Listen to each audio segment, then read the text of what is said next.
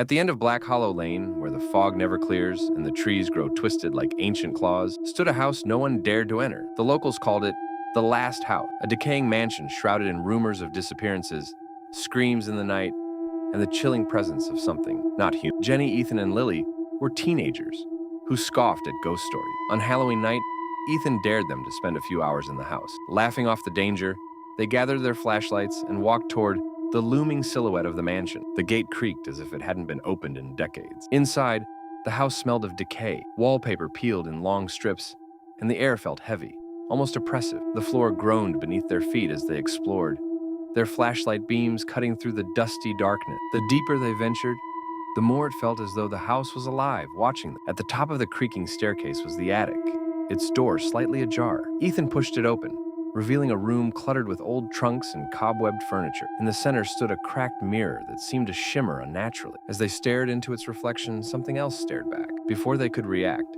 the mirror rippled like water, and a gnarled, blackened hand emerged, clawing at the air. The teenagers screamed as the shadow in the mirror began to pull itself free, its glowing eyes locked onto them. "Run!"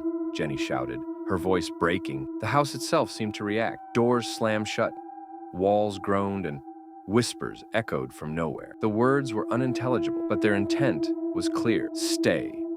Stay with us. The air grew colder as shadows stretched and swirled like living entities. Somehow they made it to the front door, Ethan yanking it open, just as a cold hand grazed Jenny's shoulder. They tumbled outside, gasping for air. But when they turned back, the house was gone, swallowed by the fog as though it had never existed. Back home, Jenny tried to convince herself it was over. But as she lay in bed, her eyes drifted to her bedroom mirror. For a moment, she thought she saw the shadow again, its glowing red eyes watching her, and then it smiled.